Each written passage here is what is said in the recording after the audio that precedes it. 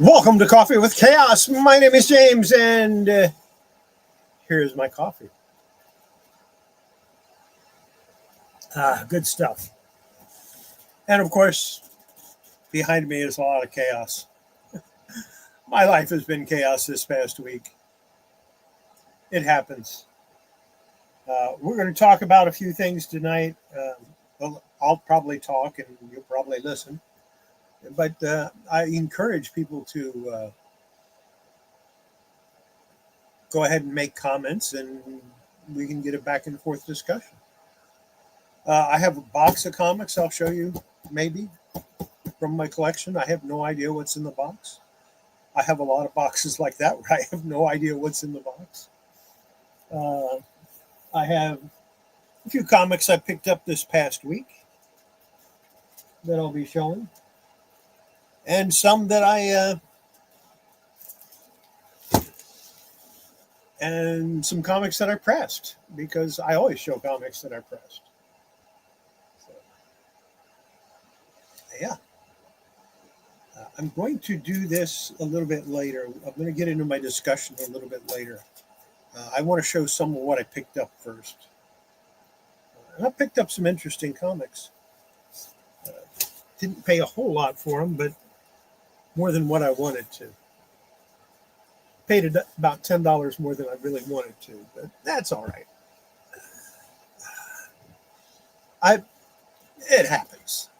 We're going to start out with this copy with a few comics that are in really nice shape, and then I'll get into some others. Starting with Diseased number 5. Yeah, that's a neat cover. I haven't read any of these because I don't have them all. Because I don't drive the 40 miles to the comic shop. So, and I don't like buying new comics online. I'd rather, if I'm going to buy a new comic, I want to go to a store and buy a new comic. I don't want to just buy it here. Next one, I got another Crypt for Dawn, number 2. This makes about 4 or 5 of them that I've got, but you know, I like Joseph Michael Linsner art, and I don't care if I get extras. Next, so what's left of the 3-pack? Well, there's actually 3 comics in here. And what we've got is Mickey Mouse number 211. Of course, these are the Whitman variants because they were in the 3-pack. Huey, Dewey, and Louie number 68. Oops. I caught it. It didn't hit the floor. And Super Goof, number 64. So I was happy to get those. I'm always happy to get the Whitman variants. Because they're cool to have. That's kind of cool that they still have the original bag, even though it was torn open. The rest of them that I show you need some sort of conservation. It could be minor, like just cleaning it and pressing it, or it can be something more major, like this Mighty Mouse here. This is number 83, published by Pines, and it needs quite a bit. A little bit of leaf casting, a little bit of cleaning, you know, it needs quite a bit of stuff. Then one I was happy to get, I've never actually seen a copy of this until I got it. Jughead as Captain Hero.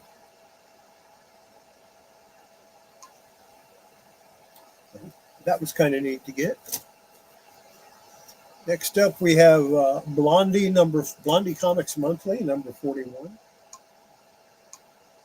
Needs a little bit of, yeah, you can see it right there.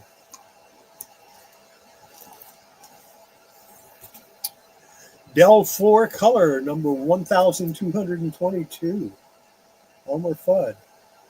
That reminds me, I need to send the guy the money for these.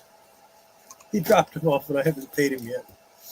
I'll pay him tonight right after I finish this show. World's Finest, number 188, G64. So it's a giant.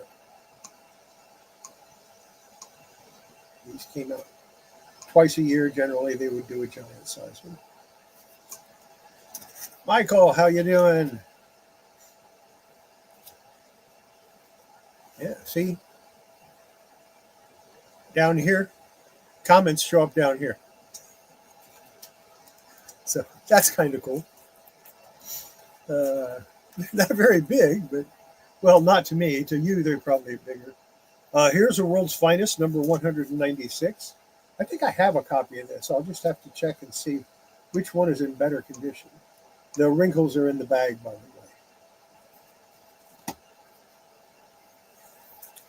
Okay, World's Finest, number 135.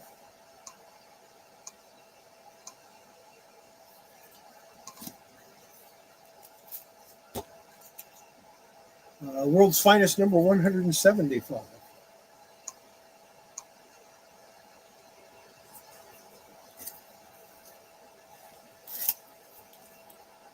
World's Finest, number 180.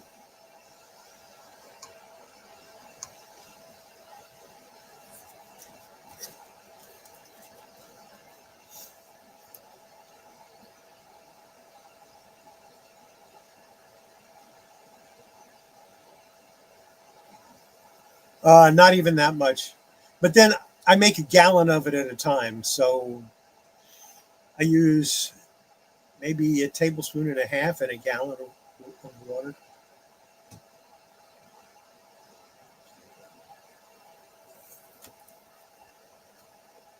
Here's the World's Finest, number 132.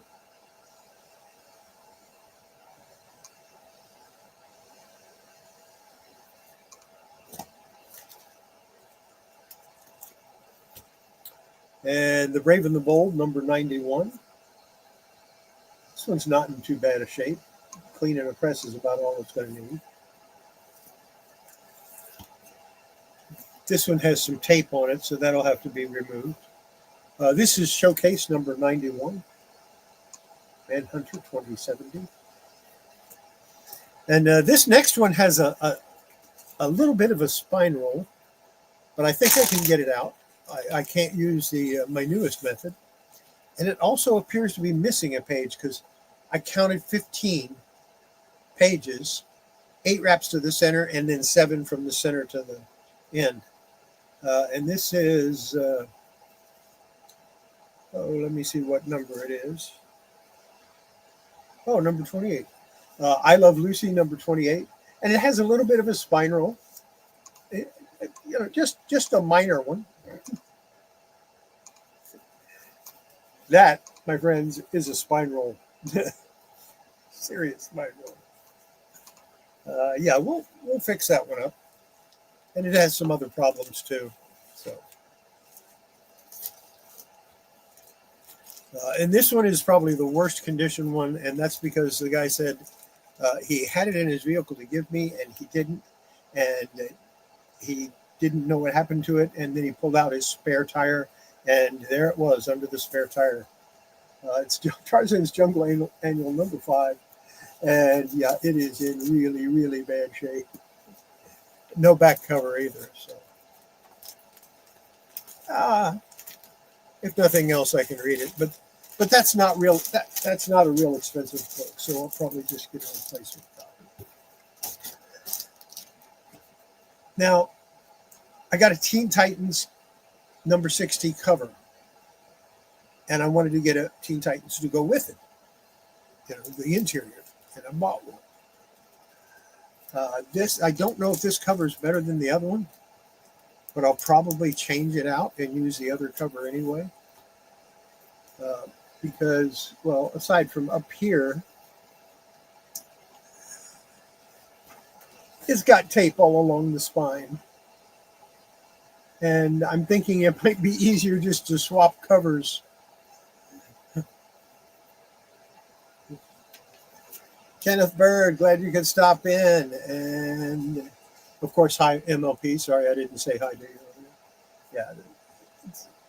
Yeah, it's got tape all through it. But the pages are really nice. Well, aside from this one falling out.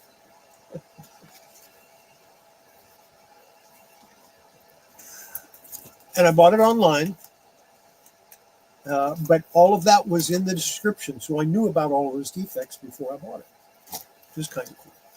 And then I started pressing my Bernie Wrightson Master of the Macabre, and I realized I don't have them all. I didn't have them. I was missing two of them. I was missing number 1. And that one is really nice shape. I was missing number 5.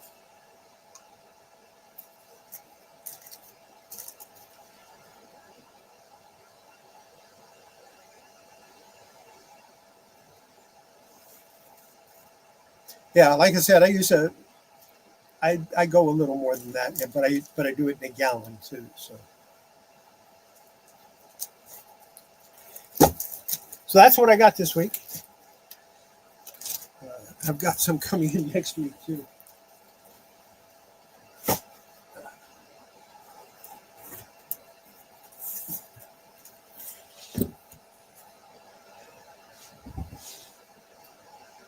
And where's that other book?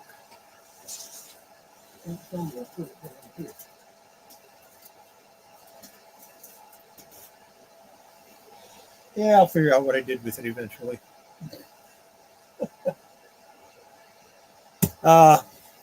What did I press?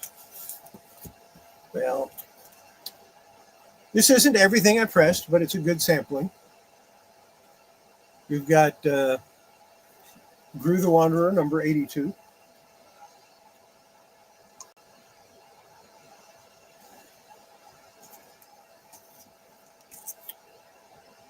Richie Rich Millions, number 97.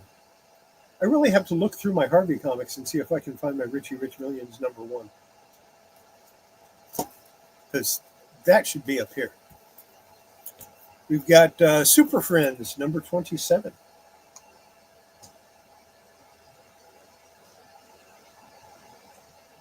And it's in pretty nice shape. Newsstand, of course. This turned out pretty nice. Adolescent Radioactive Black Belt Hamsters 3D. There are no 3D glasses in it, unfortunately. Trying to get it so that, yeah, I'm going to have to tilt it down slightly to avoid the glare.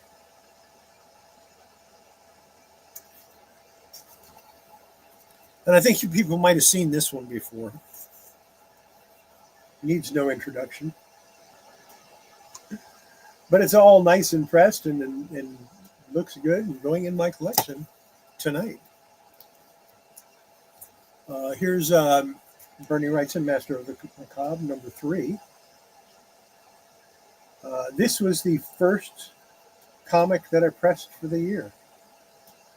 So this got a number 2601-0001. Last year, I believe I pressed about 1,300 comic books. Fighting Marines, number 85. Bill Montes cover on that.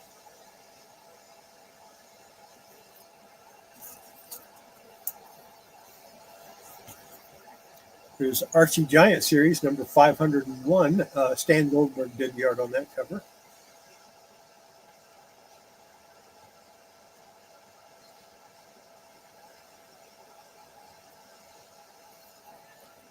I got to pick a favorite. I got like 25,000 comic books, and I have to pick a favorite.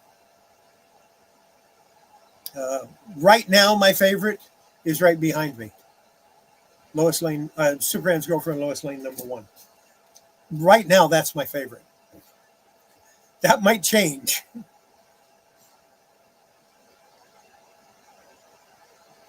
That's 1,300 hot pressings.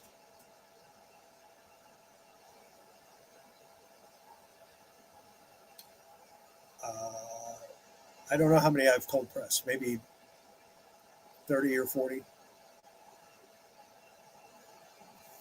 Yeah, my press runs pretty much 24/7. And I have an extra one. If that one goes down, I have another one already. Here's Walt Disney's The Beagle Boys, number 2 from 1965, and that's Tony Strobel did the artwork on that. And I appreciate the subscription, Emily. That was really kind of you.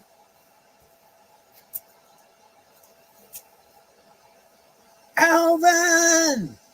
Okay. Number 7, Alvin, number 7 from 1964. It turned out really nice.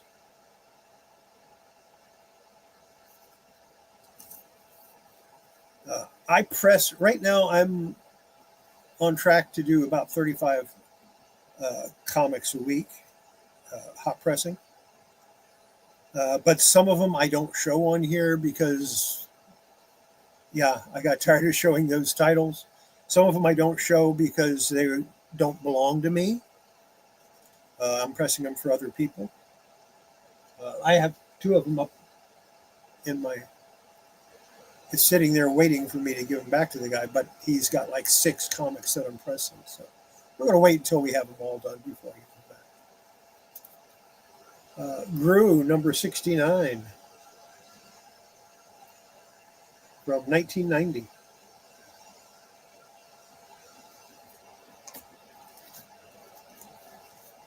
Yeah, that's a good question. What is Emily's favorite comic?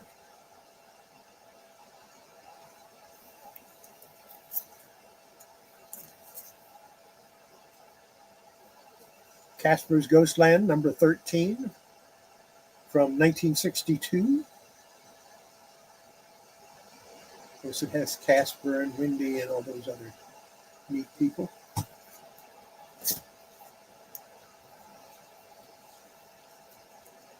Challengers of the Unknown, number 85 from 1978. Newsstand. That's not a surprise. Most of the comics in 1978 were newsstand.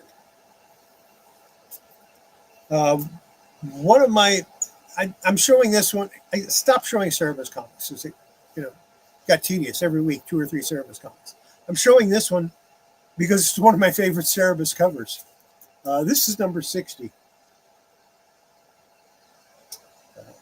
And I really like that cover.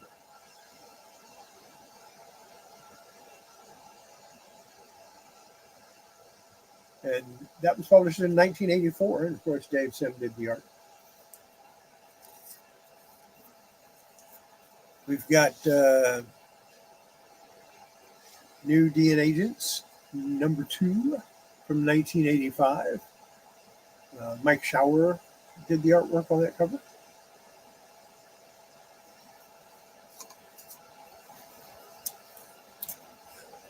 Bernie Wrightson, Master of the Macabre, number 4 from 1984. It's an interesting cover, and it's an interesting comic. And it was the 13th one I pressed this year.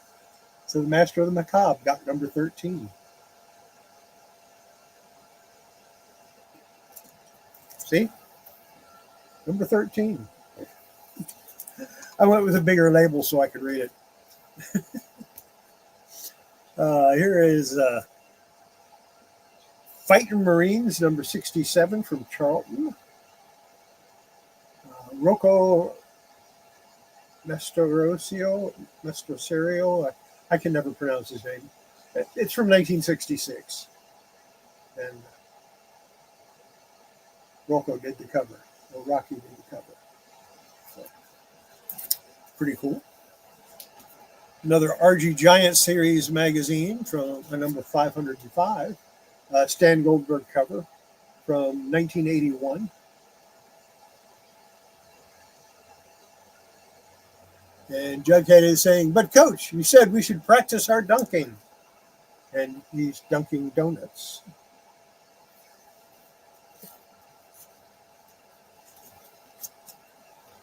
There's Walt Disney's Christmas Parade, number 2, Carl Barks artwork from 1964. And I believe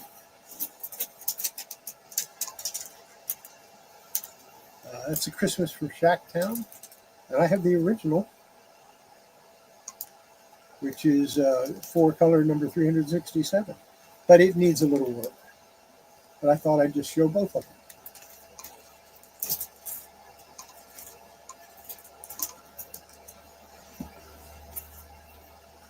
This comic came out so nice. This is Alvin number 24 from 1972. And I had this at maybe a mid-grade, but after I pressed it and cleaned it, I'm going to say it's just scooched up into the high-grade category, just barely. Really neat cover.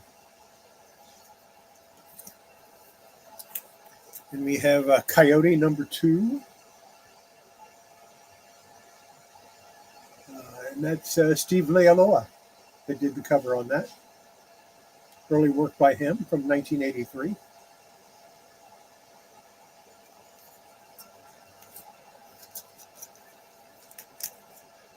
We have from 1968, Devil Kids featuring Hot Stuff, number 36.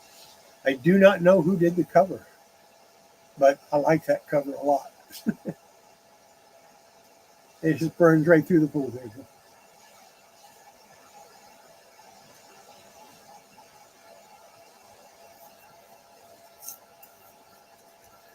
We have a Joe Kubert cover here. Tarzan number 213 from 1972. That's a mid-grade copy. It's got a lot of creases in it.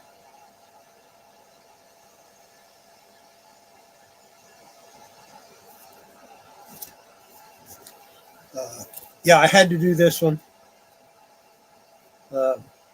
It's an American flag, and I haven't been showing those because I showed like 80 of them. Well, not that many. I showed about 35 of them. People were getting tired of it, I think. But I just love this cover, so I had to show it. American flag number 6 from 1988, and this is from the volume 2, number 6. Now, this is not American flag, just spelled funny. That's spelled in Cyrillic, and they turned the M. They turned the second letter upside down so it looked like an M.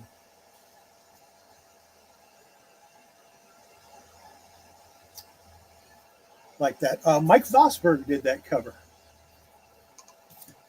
And finally, we a Classics Illustrated Junior, number 567-576. This is a reprint from 1968, The Bearskin Soldier, with artwork on the cover by L.B. Cole. Felix, glad to see you. Glad you could stop in. Sales Boy, good to see you. But yeah, that's an L.B. Cole cover. He did quite a few Classics Illustrated Juniors. And he did a few Classics Illustrated too. So that is it for what I'm showing you that I pressed. Move on to what I wanted to talk about. And of course, I had that. I dropped it in the floor.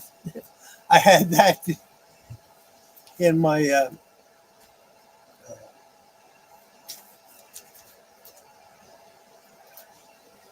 the little image that shows up that says I'm going to do a comic show. This Hawkman number 1. Now, of course, I have one back here, and that's my copy. This is one that somebody brought me to clean and press. I was cleaning it, I was pressing it, and going through it as I was doing the inside. Of course, I discovered the T2 center wraps are not there. Instead, they have 2 center wraps from Sergeant Rock and his Howling Commandos, which brings me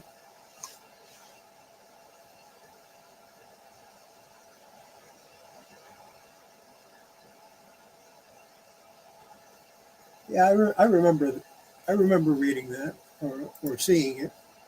I like Supergirl. I have quite a few Supergirl comics, including Action 252 that I have shown several times. But that brings me to my subject of discussion for the night. I mean, if you're getting a comic and it's old like this and you're buying it in person, take it out of the bag.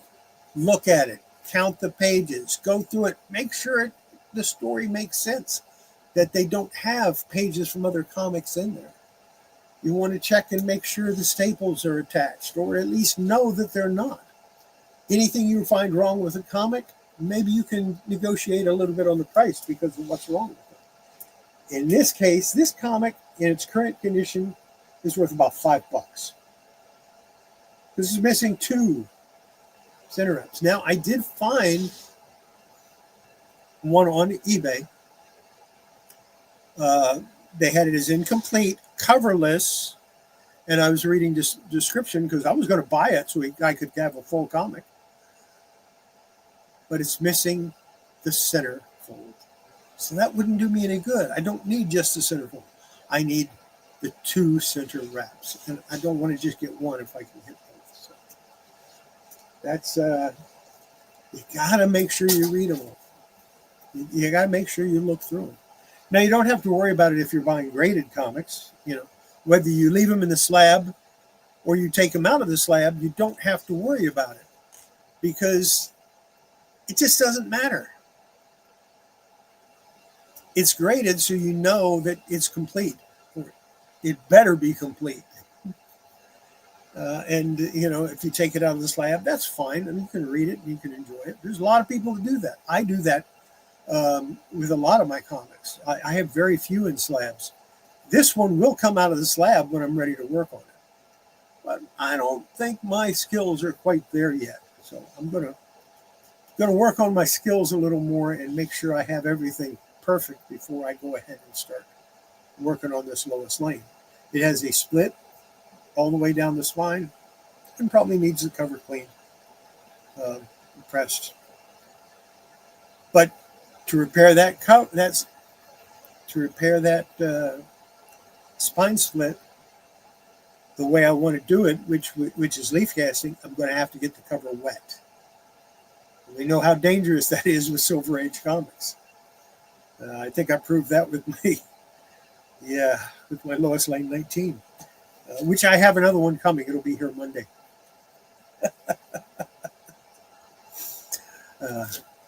Don't tell the guy that I'm cleaning this for, that I cleaned the cover for, because he's getting a new one. I bought him one. It'll be here Monday too. Sometimes I'm just a nice guy. It's not a high grade copy that I got him, but it's a nice copy. It's actually it's got a nicer cover than this one does. And I think I paid about $85 for it, but that's okay. I don't mind. He's a good friend. He's been a friend of mine for years, and I don't mind doing that for him. Because he's had some really bad luck lately with comic books. He got a Brave and the Bold number 60, which is the first appearance of Wonder Girl who becomes Donna Troy. Don't get me into Wonder Girl. That's a whole weird situation there. There's been like 5 Wonder Girls. Let's see. There's Wonder Girl as she appeared in 1941, and then she didn't appear again until the Silver Age, when Robert Kennedy started using her. Then he had Wonder Woman, Wonder Girl, and Wonder Tot, which is Wonder Woman as a baby, all 3 together. Yeah, magic of comic books. And then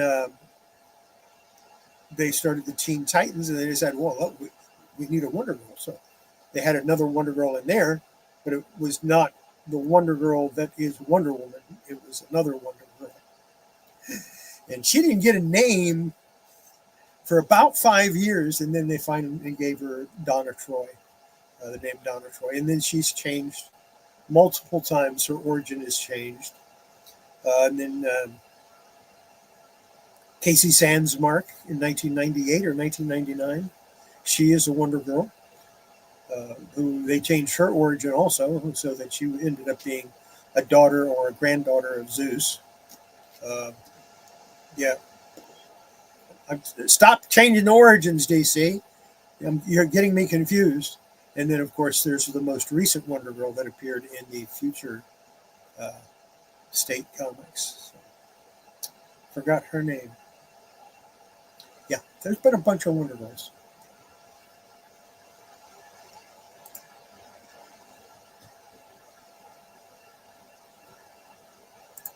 That's okay. We don't mind if you're late.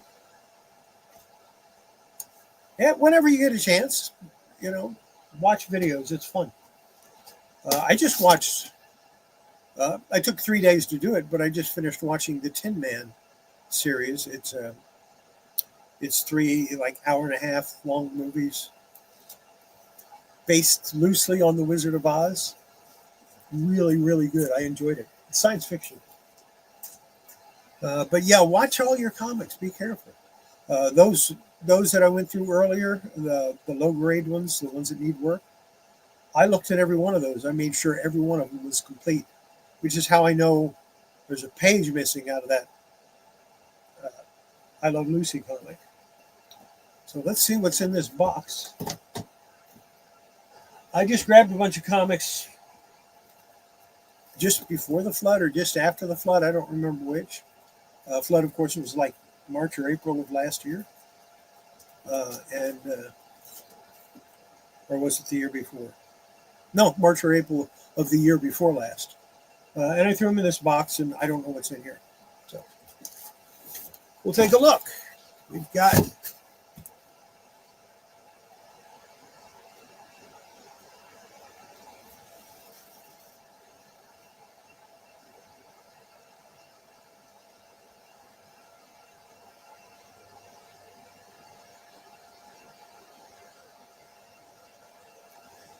yeah, that's exactly what happened.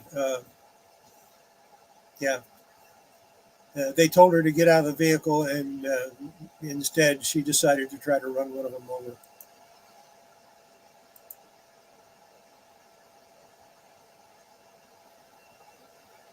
Party.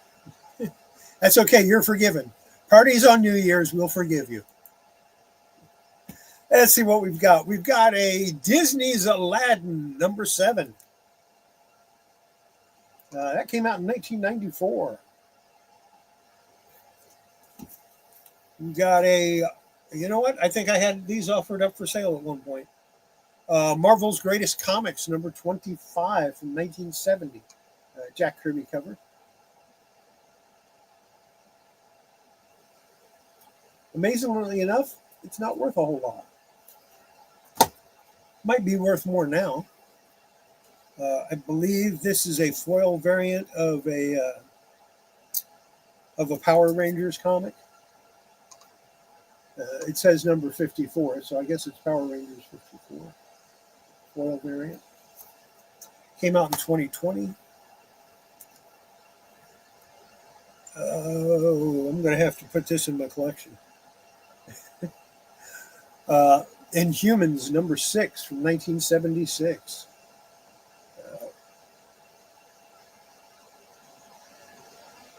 Rich Buckler did that artwork.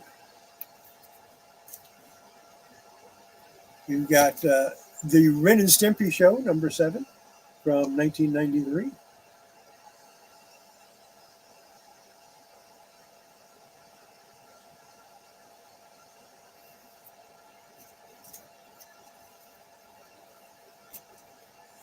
Captain Carrot and his Amazing Zoo Crew #13 from 1983. Direct market.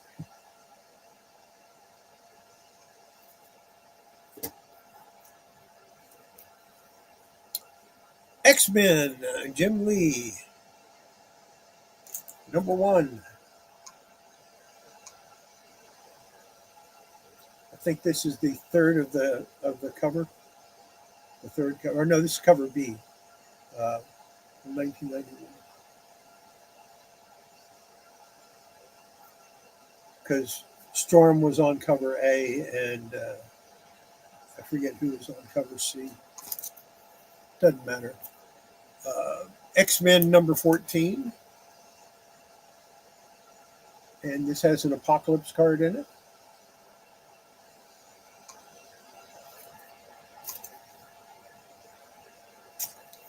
Squadron Supreme number 1. Bob Hall artwork on that cover.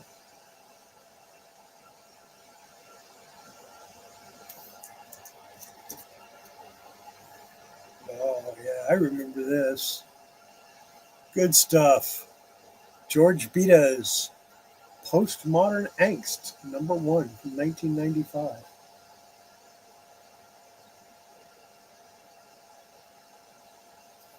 Alex, good to see you.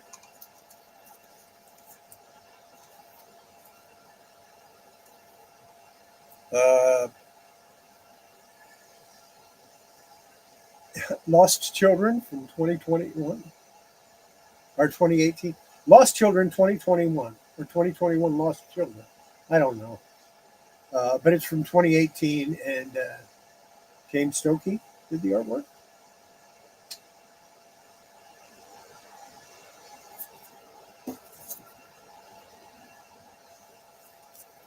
Here's a Team 7 number 1.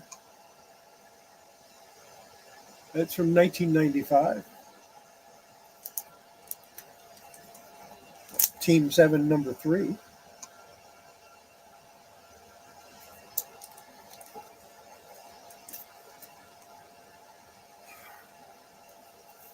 Team Youngblood number 11.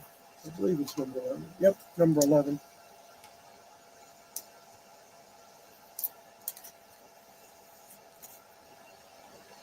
Team Youngblood number 15.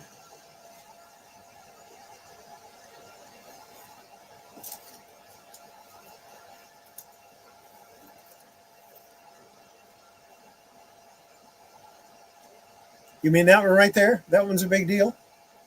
Nah, it's just another comic. Number 4 is the big deal. That's the first appearance of Zatanna. I'm putting that on my list of things to get this year. Team Youngblood number 20.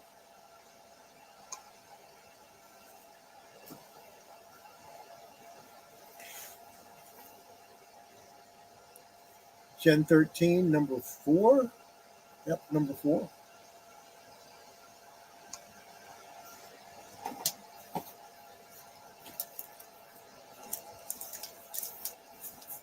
A trade paperback.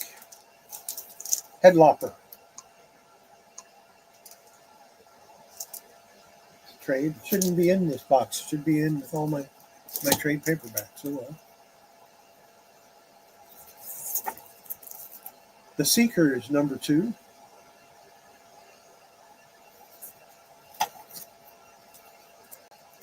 Seekers number 3.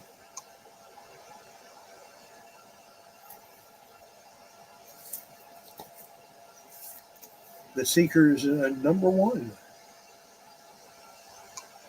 And I believe these came out in 1996. Yep.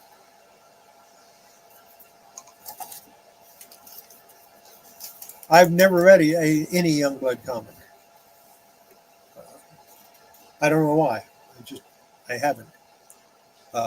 Gen 13, 35. I have read quite a few Gen 13s. I enjoy those. Let's grab another batch out of here.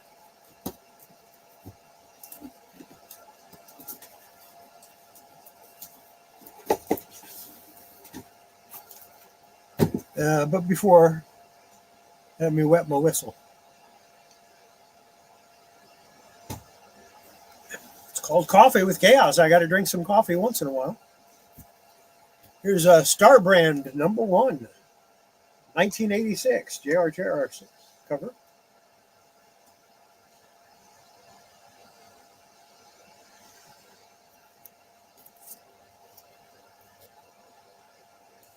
X-Men number 10.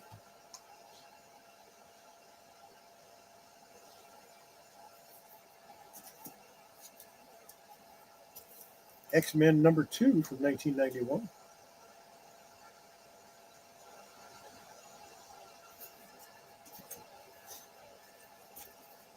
The New Mutants number 2.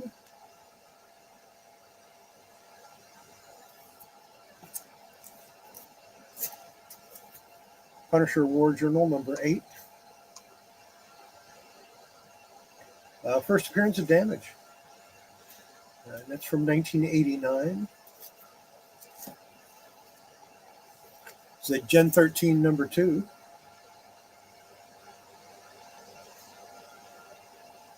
But if you don't like that cover, that's okay. They give you a second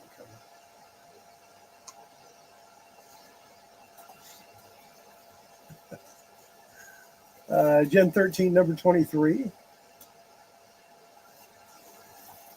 These comics are really all over the place. Here's a Superpowers number 2 from 1986.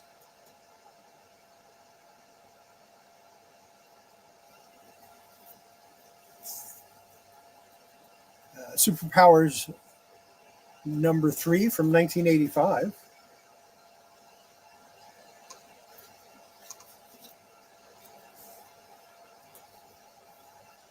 Superpowers number 4 from 1985.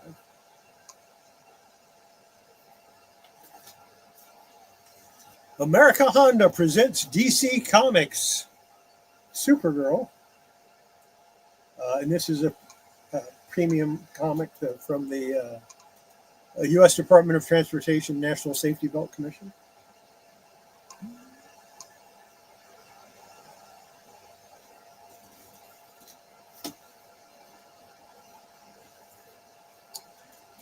Smash Comics number 1, Justice Society Returns.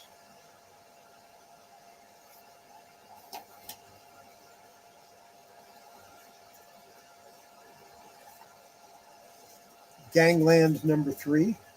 I need to get all of these. I want to read those. They look interesting.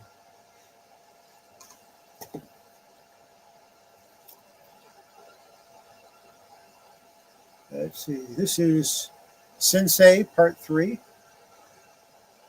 First Comics.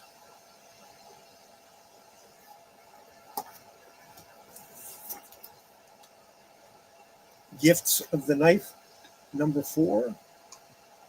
DC Vertigo.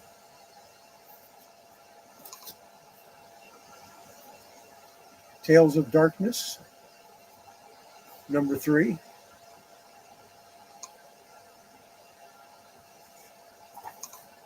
Brian, how was the comic show or card show or whatever show you went to?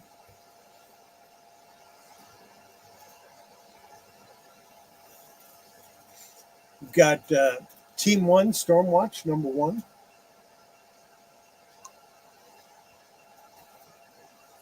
And number 2.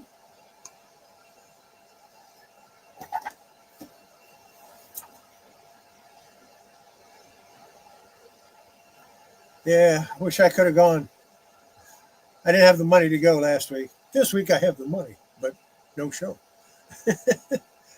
Team 7 Objective Hell number 1 with a sticker that needs to be removed if I ever get around to it.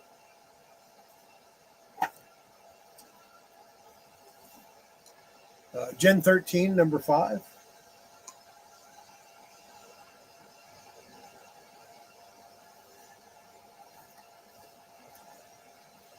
I've got one that would interest him if I could ever find it. That I'm just going to send to him if I ever find it. There's Gen 13 number 28.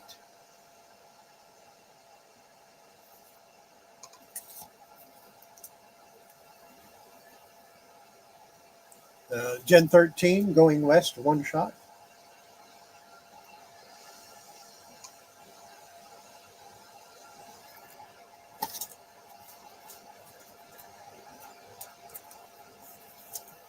Gen 13 number 39.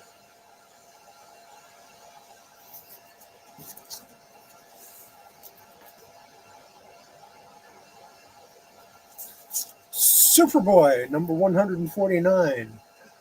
Definitely needs a little conservation on this one.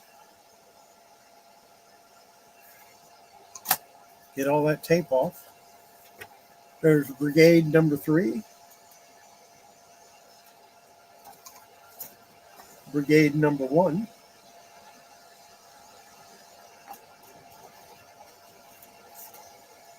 Strike Force number 1, codenamed Strike Force. Superpowers from 1984, number 3.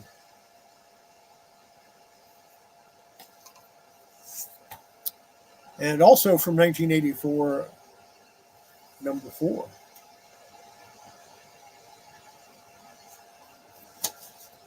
Let's see, what else do we have in here? Anything good?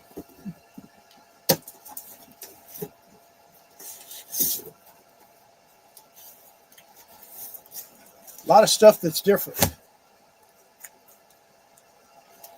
I have to check and see which ones I have, which ones I don't have. If they're available, I'll let you know. We have from 1984, Superpowers number 5.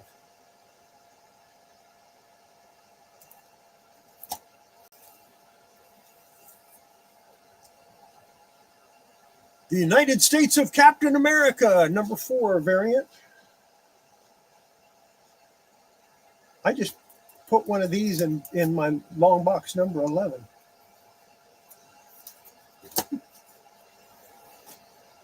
Gifts of the Night, number 1.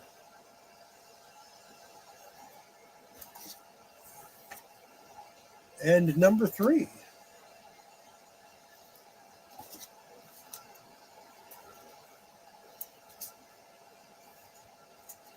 Got Lady Pendragon, number 2. It's decided to get kind of funny on me and not focus as good as should.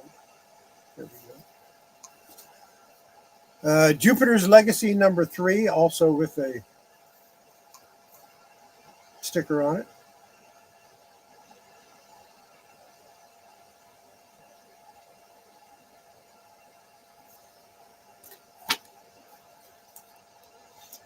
Yeah, I put 5 Turok number 1s in box number 11 also. I'm just picking up boxes and putting them, listing them on putting them on a list and then sticking them in the boxes. And I've done 11 long boxes of comics. It's like, what?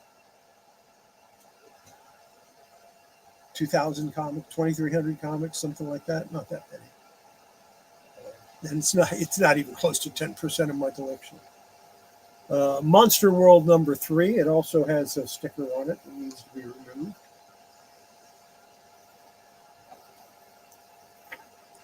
Dead Enders number 1.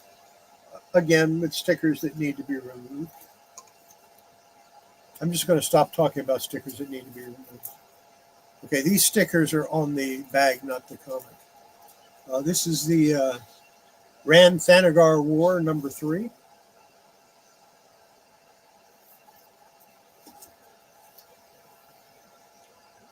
Sonic Disruptor number 4.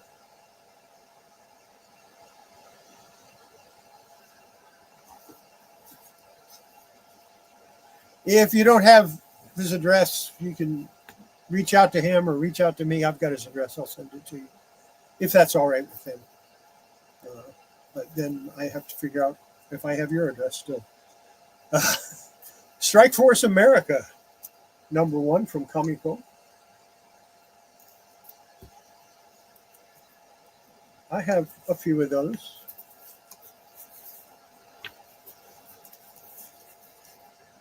And I believe I put one in the box, 1 or 2 in that box that I just finished. Reborn, issue number 2.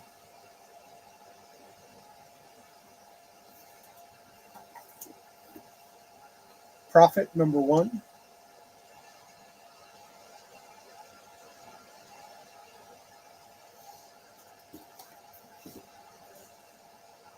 Valiant Turok.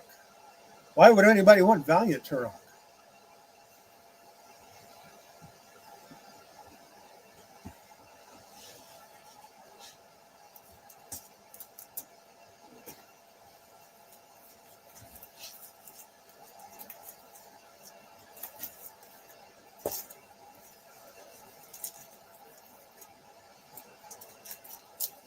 I like these better.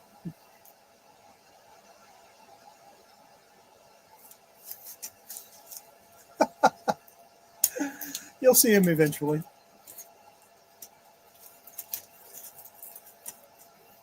I mean, yeah.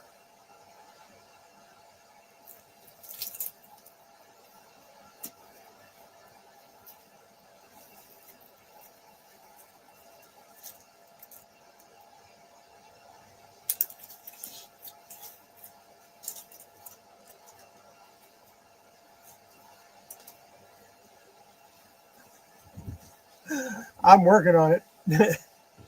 I'm working on those gold key Turoks. Nomen Omen #1. It's a pound. Oh, no, it isn't a pound. Almost a pound.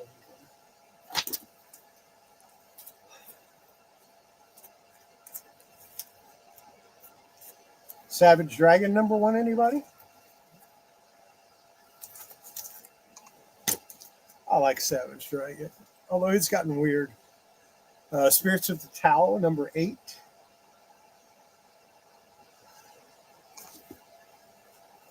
Tales of Darkness #3. Another Strike Force America. Gen 13 24.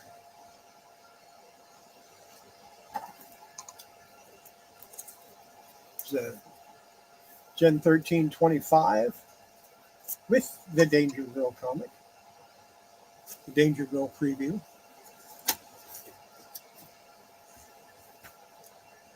Nick Fury, Agent of S.H.I.E.L.D. #13.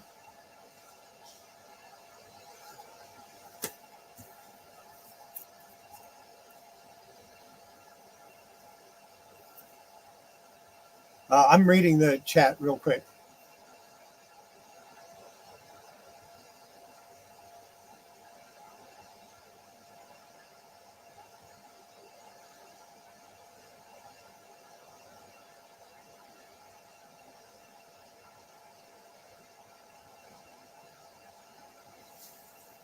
I think I might have passed on that too. It's just too much for a comic that's not that old. And yeah, it's supposed to be a really good story and all, but no. Yeah, I've got a couple of these laying around. King in Black #1.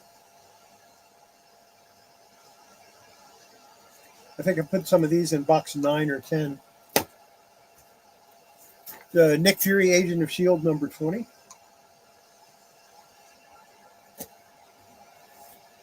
#22.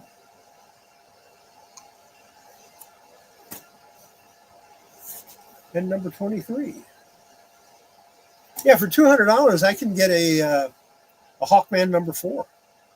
I'd much rather have first appearance of Zatanna than a Frank Miller. Nothing, no offense to Frank Miller fans, but first appearance of Zatanna. I need to buy one of those one day. Ryan, you got a Hawkman #4 at your shop? I might be looking to buy one. Nick Fury, Agent of S.H.I.E.L.D. #31. Spider-Man 2099 #5. The only What If comic I don't sell. I absolutely refuse to sell this. I put it in this Mylar when I bought it, or when I got it, and it's been in there ever since. What If #105.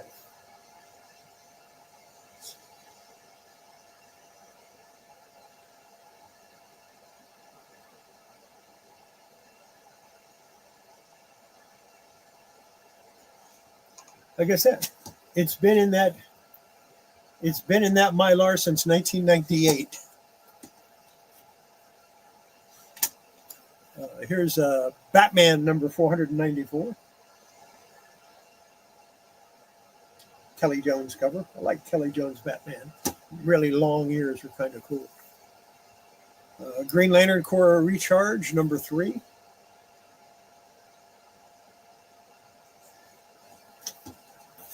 think some of these are supposed to be in my collection. Seeker 3000 Premier, number 1. It's got some water ripples on it. It needs a press. I want you to take a good look at this and take a look at those water ripples. Right through here. Maybe if I open it, you can see it better. I don't know if you can or not.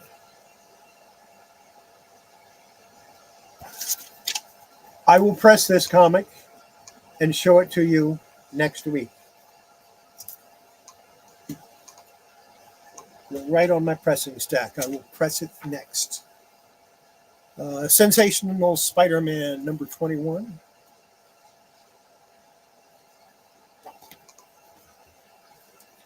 And the only thing I'm going to do is, well, this one would be even better to do.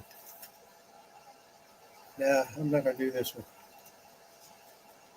Not yet. Eventually I will. It's got an insert.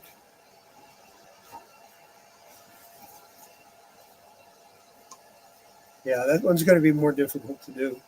And it's got rusty staples, so I need to replace the staples. Web of Spider-Man, number 77.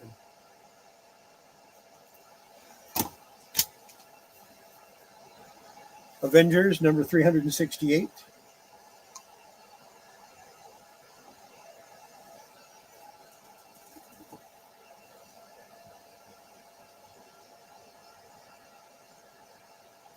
Yeah, I will show it next week.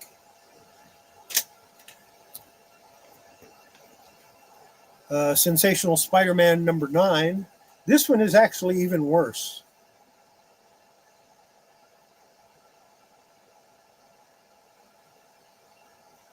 So I'll leave it up to you guys. Which one do you want me to do? Seeker 3000 or this one?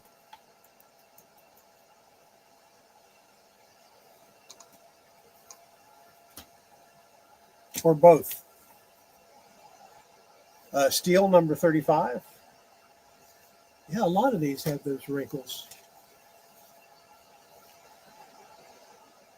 Captain America 249.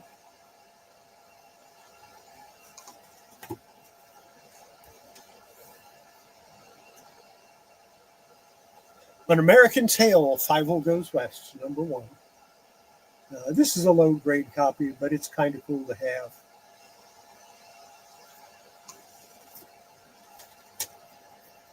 Web of Spider-Man number 9 with some nasty pulls.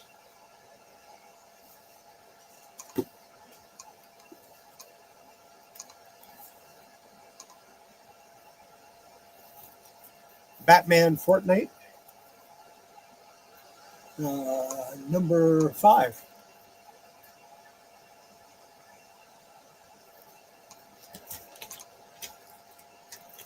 And another number 5. Different cover. Batgirl 48.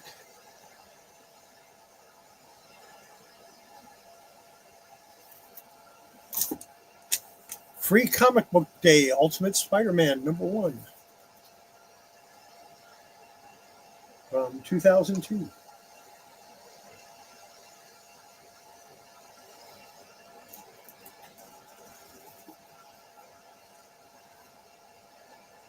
Oh, okay. Well, I'm going to press both of them, the Sensational Spider-Man and the Seeker 3000. So I will show them to you.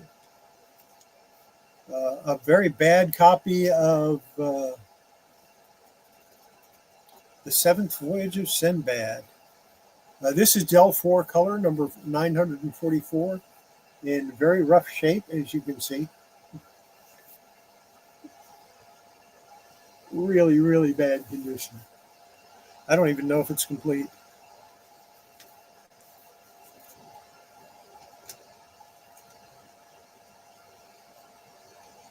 No, it isn't complete. It's missing some pages. I can tell it's missing some pages because there's a page right there.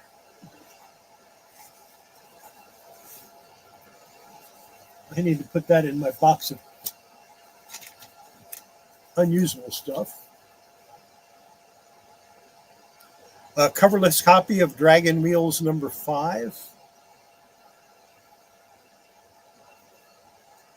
It's a 1973 Charlton comic.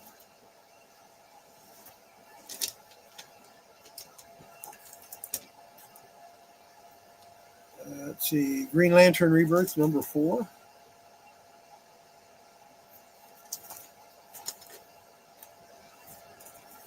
Batman Gotham Adventures number 30.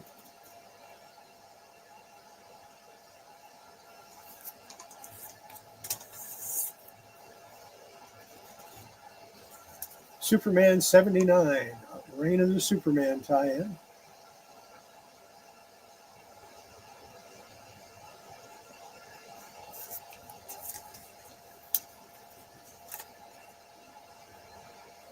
Here's an Avengers thing.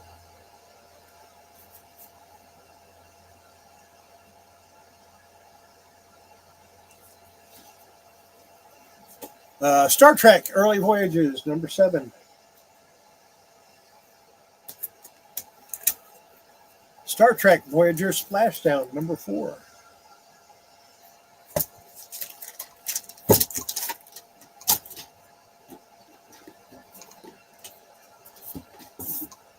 Box is almost empty. Well, it is empty now. Star Trek Unlimited number 9.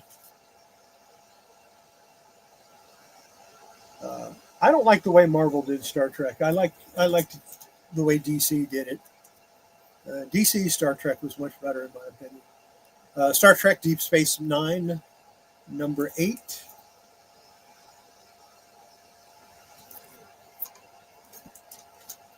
Star Trek Starfleet Academy, number 2.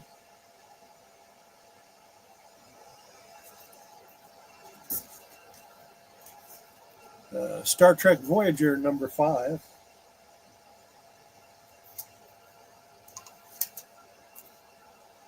Number 6.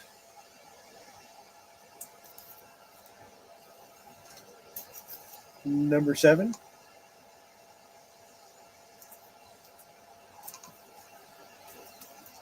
Number 8.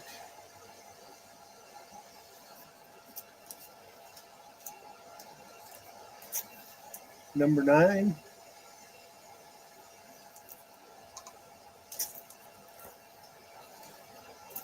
Number 12.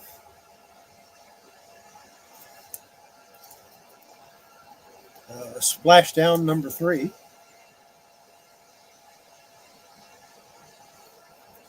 Yeah, back in the day, back in the 90s when it was on, I used to call it the Jerry Ryan Show because she was really the only reason to watch it. Well, Kate Mulgrew wasn't bad. Uh, Star Trek Untold Voyages number 5.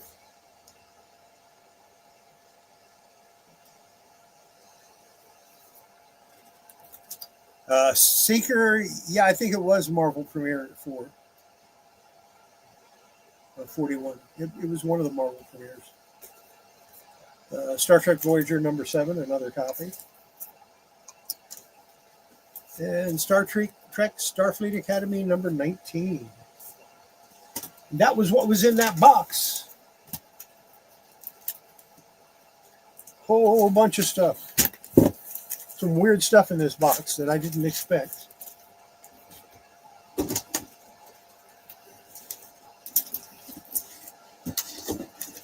Some of it will probably go in that box number 12 that I'm getting ready to start.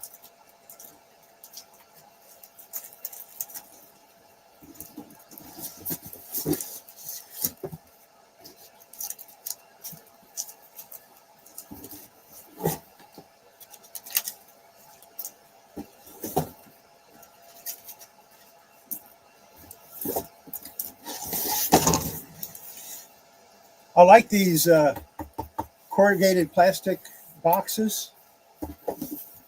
Can't get them anymore because they're made in China.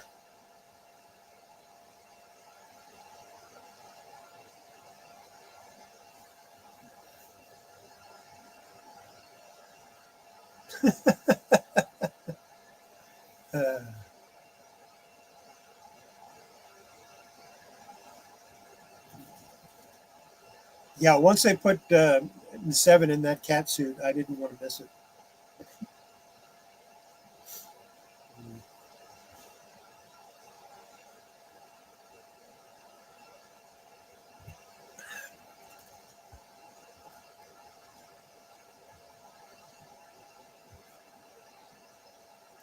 So I'm not giving up on my Lois Lane number 19, by the way, but I am taking a short break from it. I've got some other stuff to do.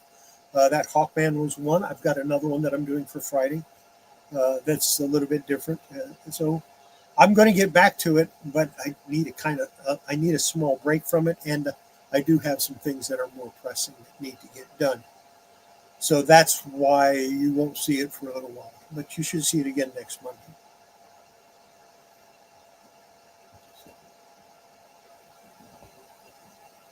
Anything anybody want to talk about?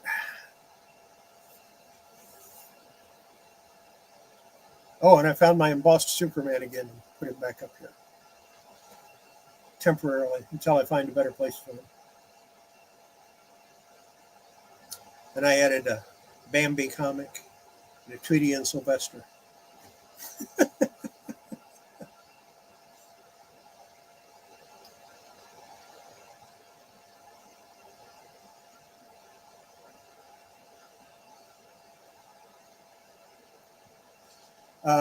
No, not necessarily. You can be a 60s kid and get that reference.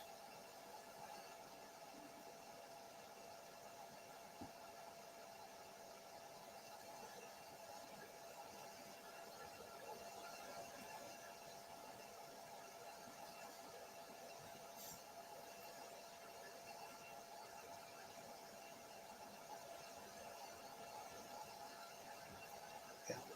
Columbo was pretty good. It was one of the better shows on TV at the time. Uh, a lot of the ones that were critically acclaimed, I didn't much care for back then. Like All in the Family, I never much cared for All in the Family back then. Then I rewatched them and realized how, yeah, then I liked them.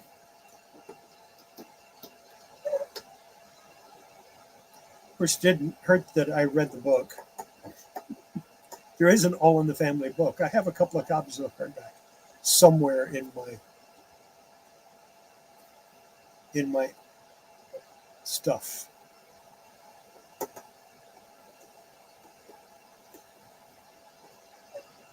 So I got an offer today of $41 for a $50 comic. I don't know if it's a $50 comic. I'm asking $50 for it. It's this autographed copy of Scary Tales. It has the first appearance of that puzzle guy, the guy that a million pieces or whatever. The guy offered me 41, so I counted him to 45 because I don't really, I wouldn't mind keeping that in my collection, actually. I might pull it down from sale if he didn't take it for the 45. And he came back saying, well, I don't know. I don't really want to do 45 plus the shipping. And I'm thinking, dude, you're gonna let $4 keep you from buying a comic book that is basically a one of a kind? Because I've never seen another one that was signed by the creator, Mr. Jigsaw. It's first appearance of Mr. Jigsaw.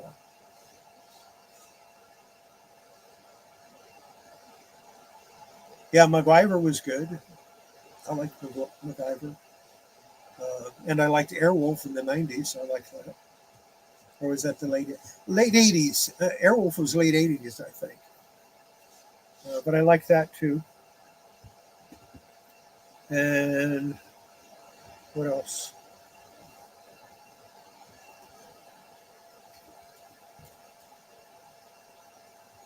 Well, I liked MASH, but I didn't like the fact that the last episode was aired while I was in Korea, and had to go on patrol and missed it. So I had to wait till I came back into the United States, and then I had to wait until it was on a rerun, and it took forever. I didn't finally get to see the last episode of MASH until like 1996 or 1997, and I was pissed. So, yeah. Took me almost 10 years to see the last episode. Ugh, what a pain.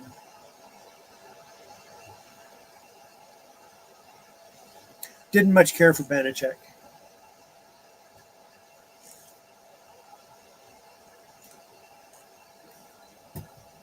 Night Stalker was pretty good, though.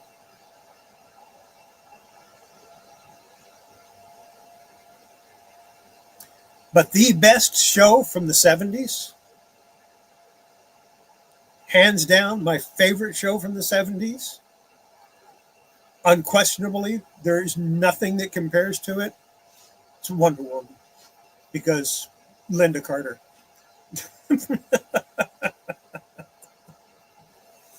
No question. Favorite one. Corny as hell, but I loved it.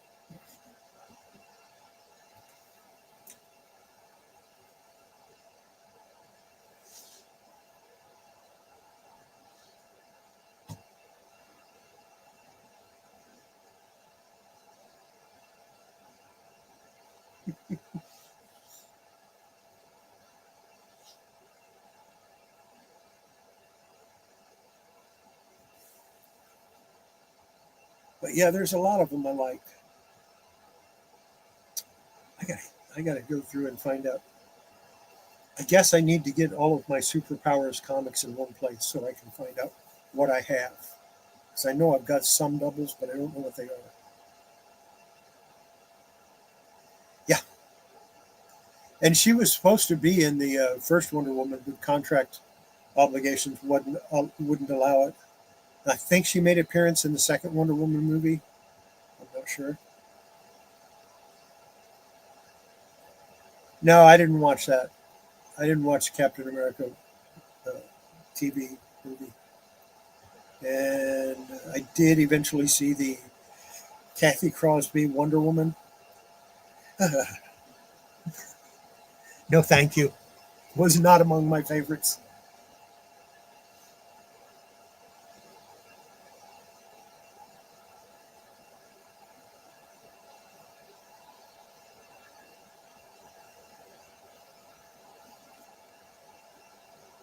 I'll be right back. I hear a knock at my door. So I'll be right back.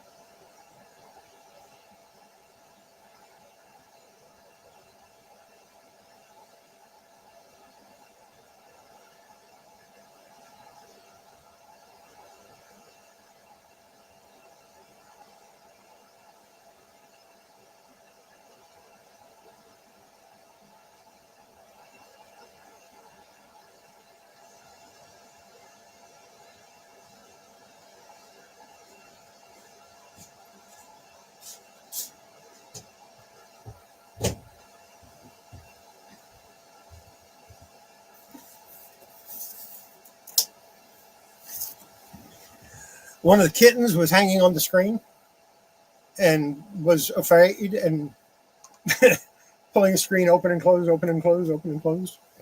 I got the kitten off and I latched the screen. So, good night, Felix.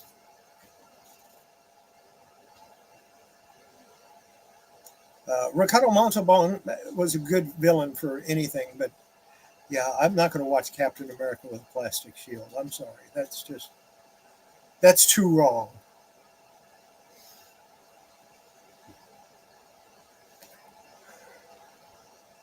Uh, two kittens and about six cats that live outside. None of them, I don't allow any of them to come inside. Actually, there was one that I let inside, but he came in once or twice and then he wandered off and I never saw him again.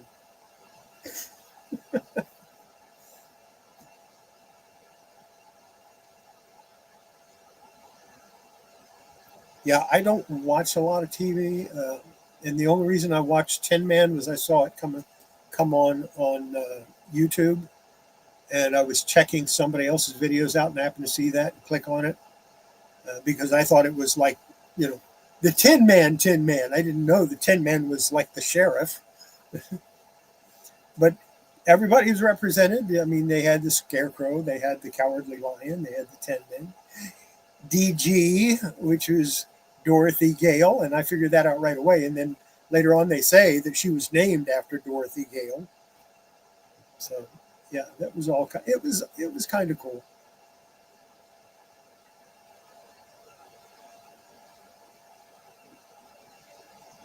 Yeah, that's right. He was.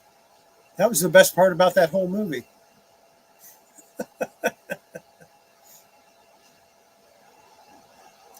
No, no, no cats, no animals inside the house anymore, ever. Uh, when the cats come in, or when an animal comes inside, I get too attached to it. Better for them to be outside, and if they disappear, they disappear. It's not a big deal.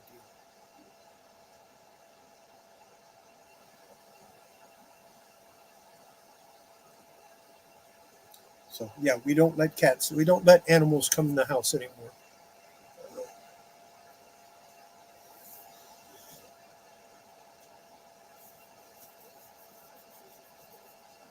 Yeah, there's so many bad TV shows that were supposed to be really good and ended up being bad. And then there's some that were really good, but nobody watched them, and they kind of silently went away. I remember one from the '60s that only had one season. Man, my favorite show. I loved it. It was called The New People.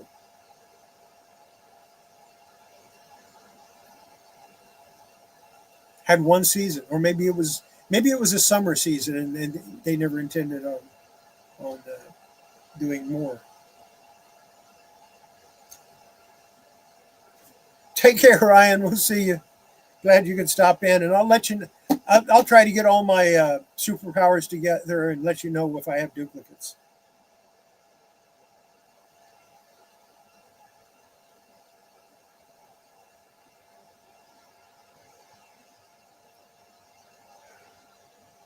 Yeah, I got a bunch of stuff I need to get rid of. We got a lot of wrestling figures I want to get rid of.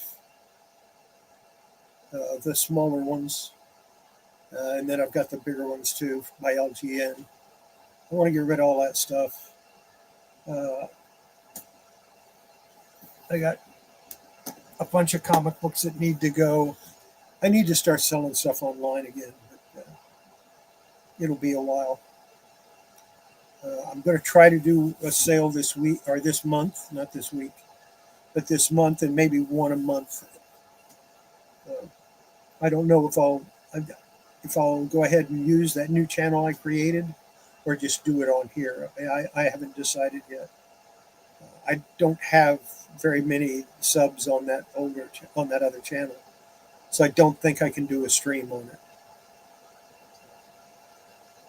I don't know. I haven't checked it in a while. I'll have to check it. Maybe I'll check it tomorrow and see how many subs I have. Probably none.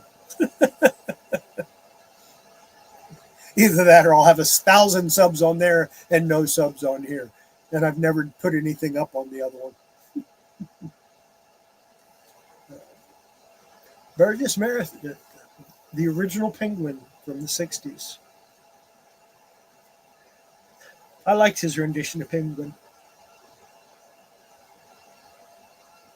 Although I liked Danny DeVito's Penguin also. They're both really good, in my opinion.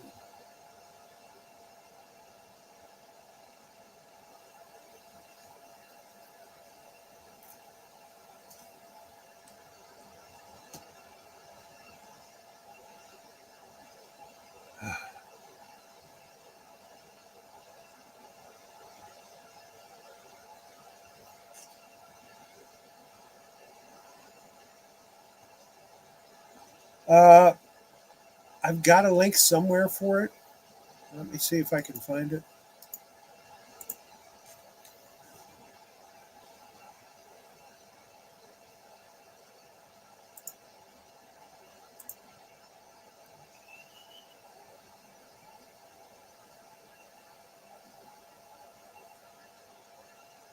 Come on, open. There it is.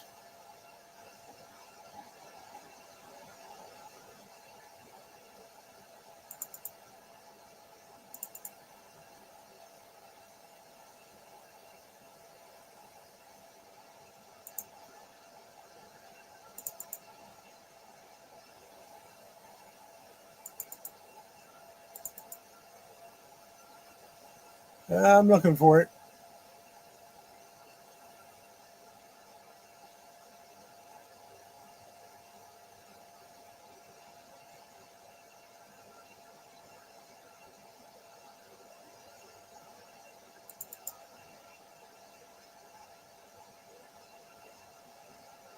That's not it.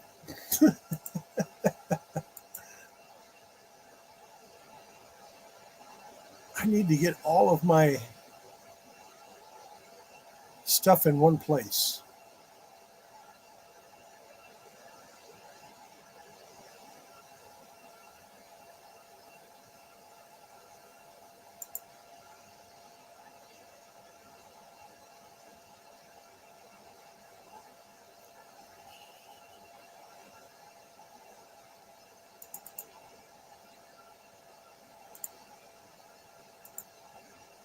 I don't know where it is. I'll find it eventually.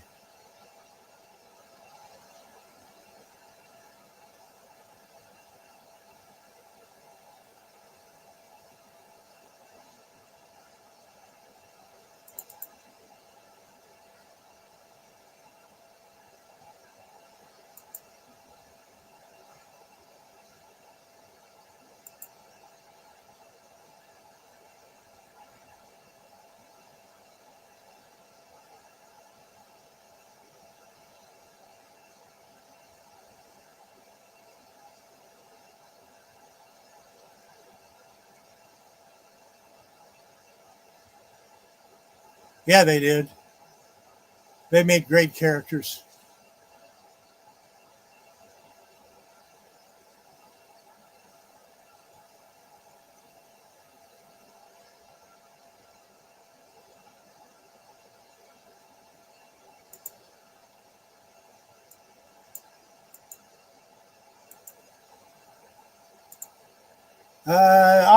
I'll find it. I'll tell you what. I'll do a video post for it of some comics that I'm interested in selling and the price on them, and just stick it up there, and so that you have something to subscribe to. If you want to buy one of them, you can buy them. That's no big deal. Oh yeah, King Tut was fun, and I never saw him. I don't remember ever seeing him in an actual comic book. I think that might have been his only appearance. Uh,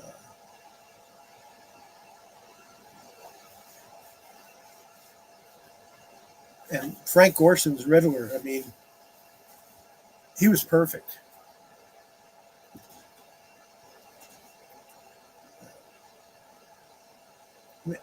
I can't think of anybody else that would be a better Riddler than what Frank Gorshin was. Just like, to me, the ultimate Joker is Jack Nicholson, because he personified the Joker. And even back when I was in high school, we would talk about who we thought would be the best Joker actor to play the Joker, and it was unanimous. Everybody said Jack Nicholson, but he would never do it. That's what our point was. Jack Nicholson would be the best for it, but he would never do that role. And come 1989, Batman, Jack Nicholson is the Joker, and we're going, wow. So yeah,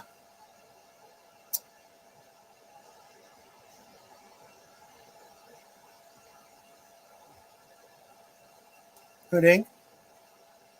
Glad you could stop in. Cesar Romero was a really good actor. He really was. Always was. His Joker, it was okay. It was supposed to be campy, and it was. I like the fact that he refused to shave his mustache off, and they just had to white it out. It made it even more campy. Uh, and Julie Newmar as Catwoman, yeah, and Eartha Kitt as Catwoman. Oh my God, yeah, they were perfect.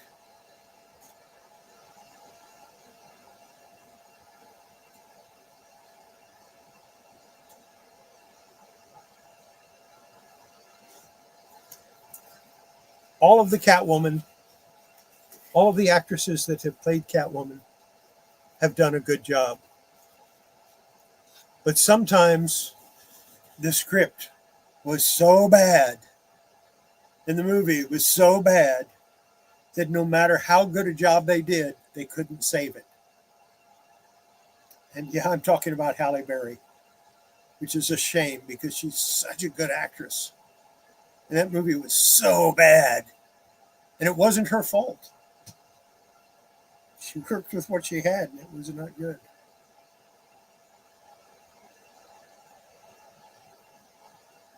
Her Storm, on the other hand, was amazing.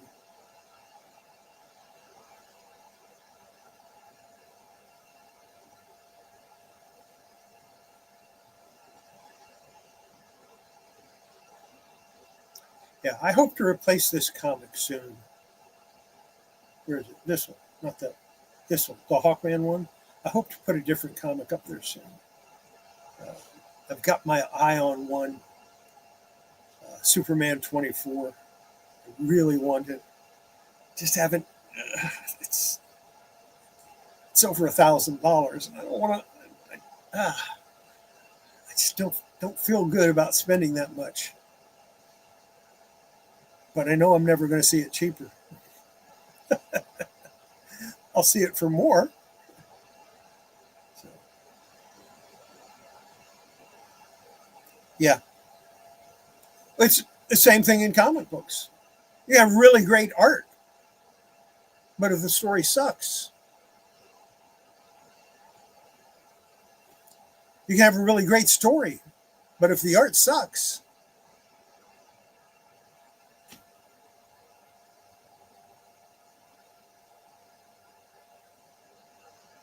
a mediocre story with mediocre art will probably outsell a great story with bad art or a bad story with good art.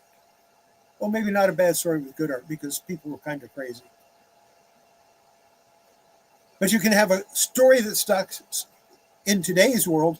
You can have a bad story and bad interior art, but if the cover is amazing, it'll sell out and people will speculate on it. What's wrong with people?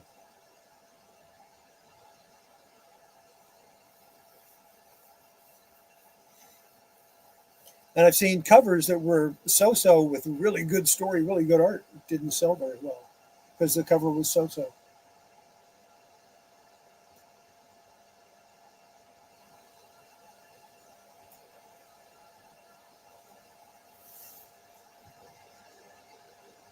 I think they did fine with the Wolverine they had.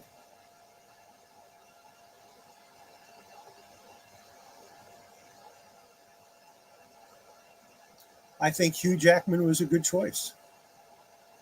Yeah, he wasn't that short, but he played the character well. Oh no, no, no! I couldn't see either one of those.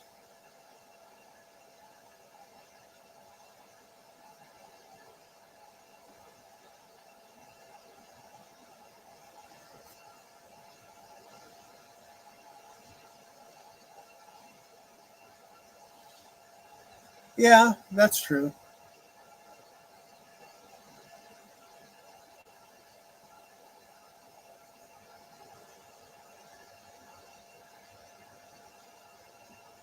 I'll have to think about that and get back to you on it because I can't think of any short actors off the top of my head. That I just can't think of any short actors off the top of my head. Period.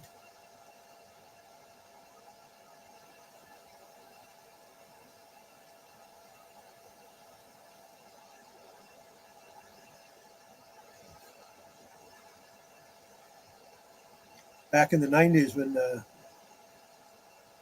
Batman and Robin came out, and they had Batgirl with Alicia Silverstone, who thought Batgirl was Batman's girlfriend.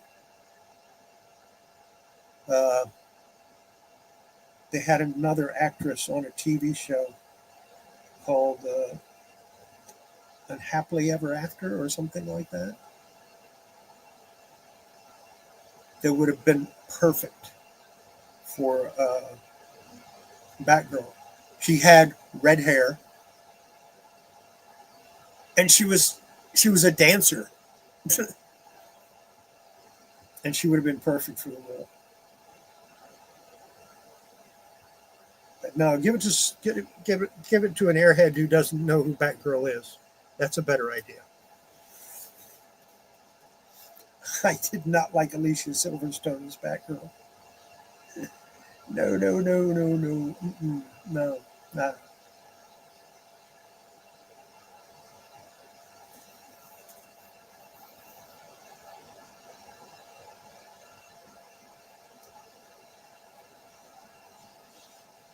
Badly cast actors for movie roles. Yeah, Hugh Jackman couldn't be called Runt, but he made a really good Wolverine because he did a good job on the acting. Hugh Berry or Halle Berry made a great Storm.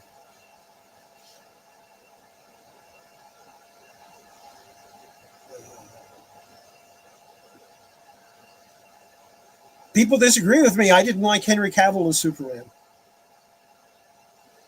Just no, I didn't like him as Superman. Probably because of the way the role was written. They made him a grim, dark character. Superman is supposed to be the light. You know, he is the good guy, the ultimate good guy.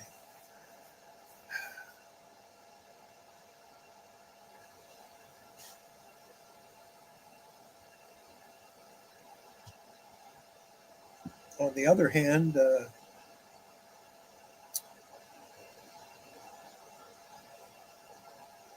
I liked what's his name? My brain's not working. I can't think of names right now.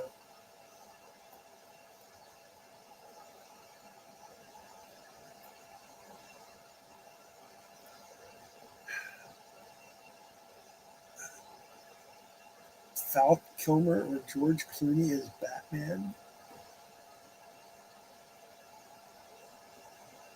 I like Brandon Roth as Superman.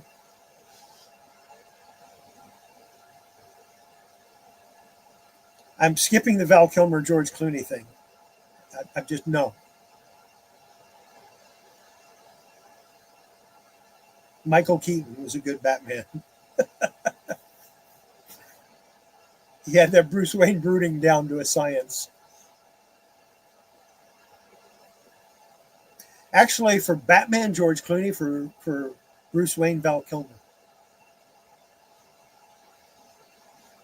Uh, if they could have done it that way, I think it would be good. Yeah, I liked him as Superman. I like Brandon Routh as Superman. I liked him as the Atom too. Didn't he play the Atom in Legends? I don't know. I didn't see that many of them.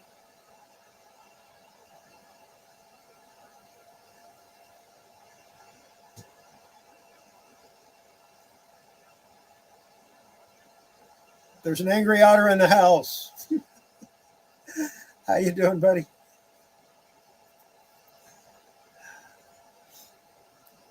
Swing by, give me a thumbs up. Swing by out, swing out. It's all good. I don't care.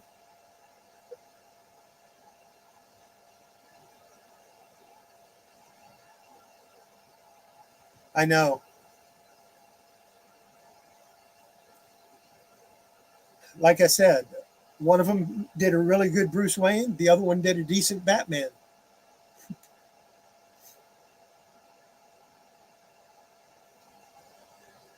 Yeah.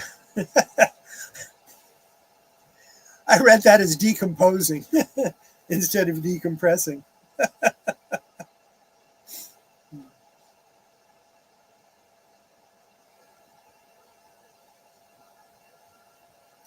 that's what it was. He started in Flash. Yeah, I watched some of the Flash movies. I haven't seen them all. Or some of the Flash TV shows. I haven't seen them all. Of course, I have the original Flash TV show from the 90s. Uh,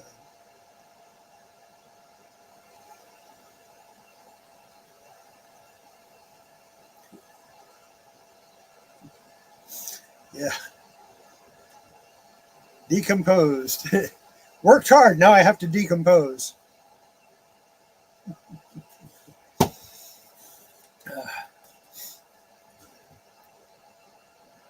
Coffee's done.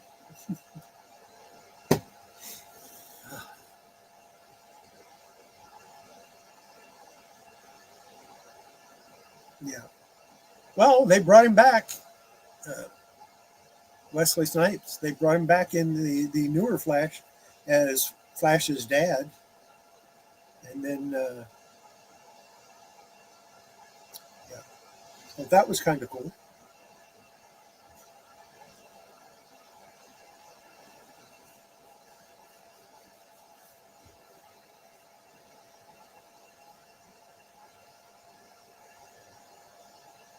Star Trek or six.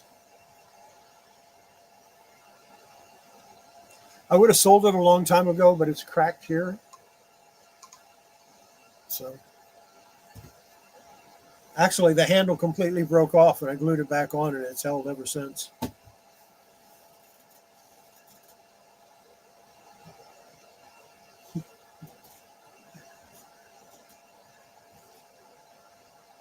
Yeah, I can see why you might get excited over a V mug.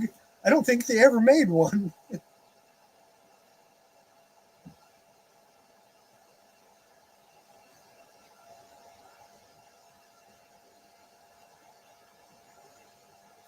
Yeah, but I didn't much care for Brosnan's Bond.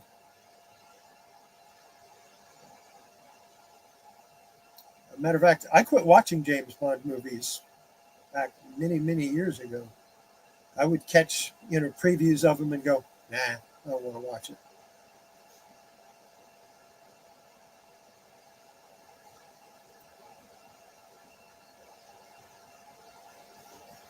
I think the last Bond I watched, I think I watched Moonraker. Might have been the last Bond movie I watched, the original one from the 70s. I think Roger Moore was James Bond, and he didn't really do much for me as James Bond. Kind of turned me off to James Bond. But on the other hand, his uh, his other movie was really good, and I'm trying to think of the name of it.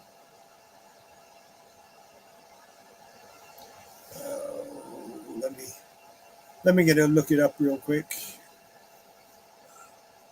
Use that other computer.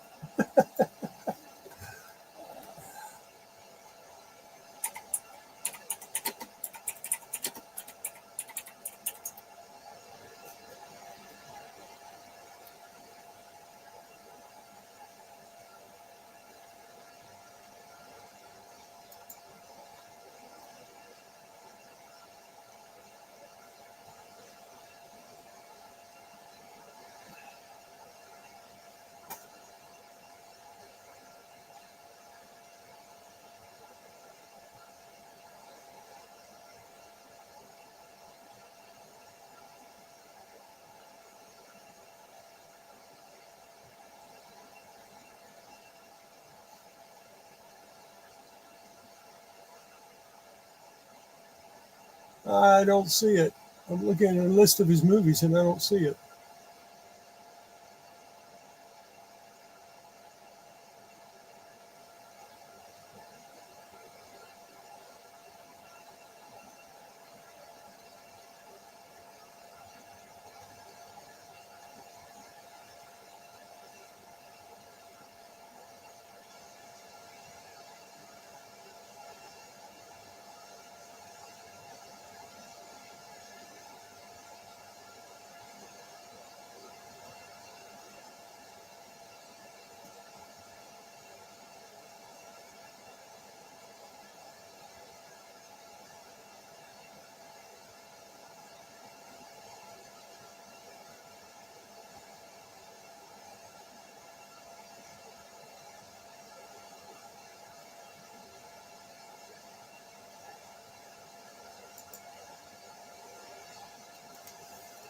Oh well.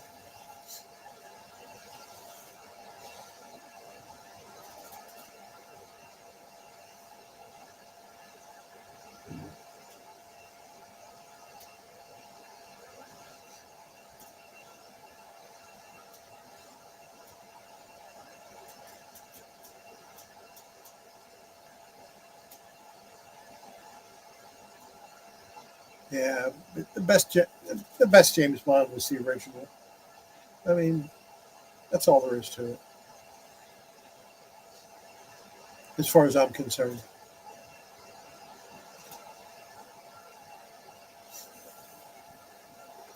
Can't believe I couldn't find that movie.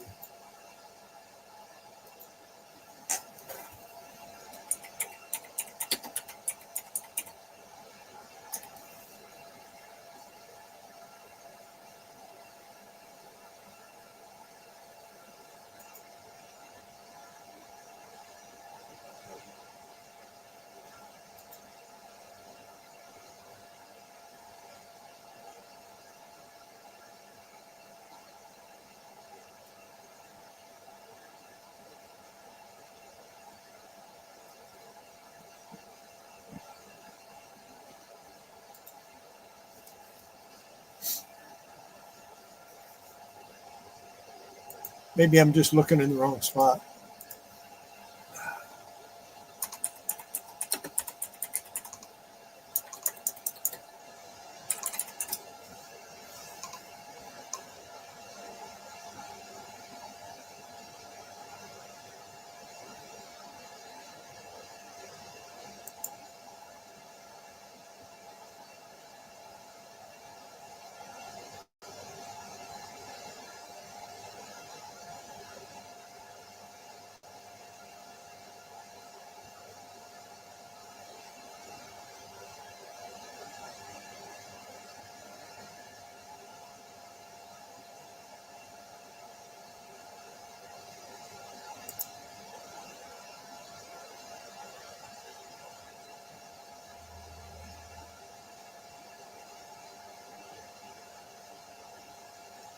Let's see here. It's got to be in here somewhere.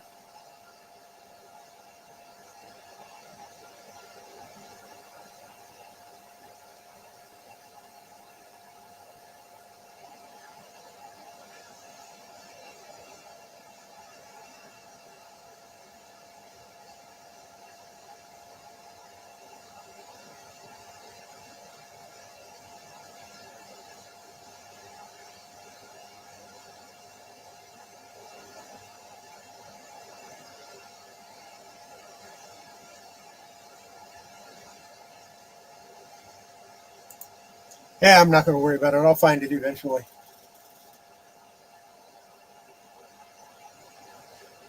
Yeah, that would make sense for Bond to have a couple of scars, but he always comes out of things clean. You know, he never seems to have a problem, uh,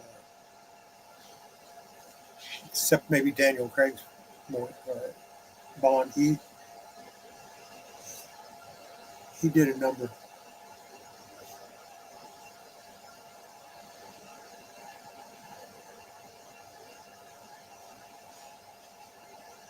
There's a lot of Sean Connery movies that I liked. Matter of fact, over half the videos that I have Sean Connery in them, and I don't know why. And I pointed it out to my wife, and went, look, and she looked and went, well, I don't know why either, but he's a good actor. And I said, yeah, I know, but why do we have so many of his videos?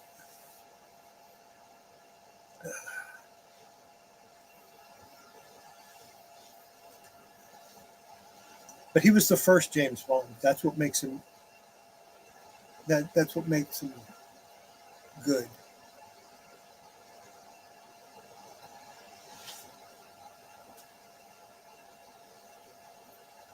What was that one? Entrapment. I liked it when he was in Entrapment. That was a good one. Wasn't he in the one that ends up in Alcatraz? I can't remember the name of it.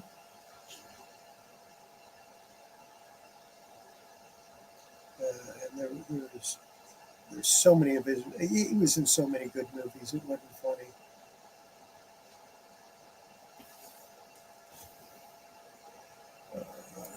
Let's look him up real quick.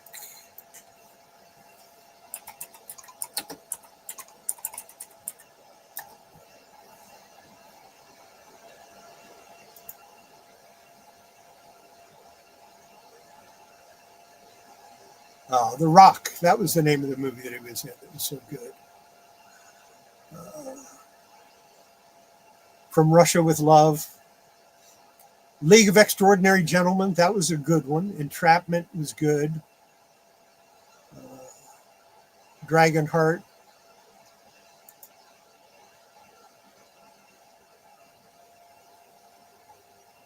Robin Hood, Prince of Thieves. It was pretty good. Highlander 2, The Quickening, Highlander. Hunt for Red October.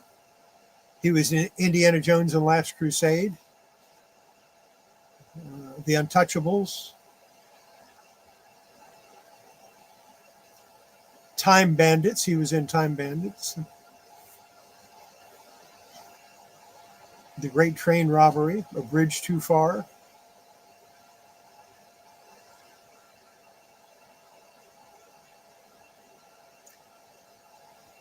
He was on Murder on the Orient Express.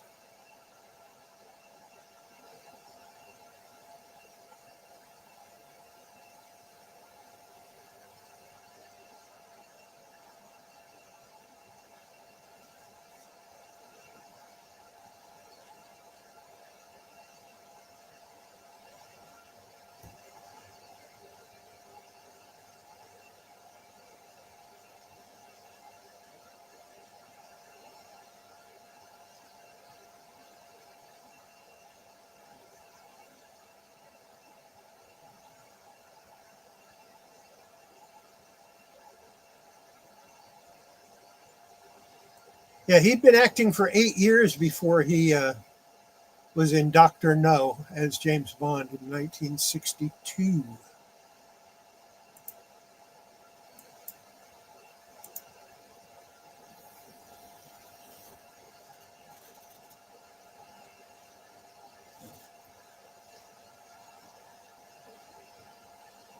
So, yeah, he was in a lot of good movies.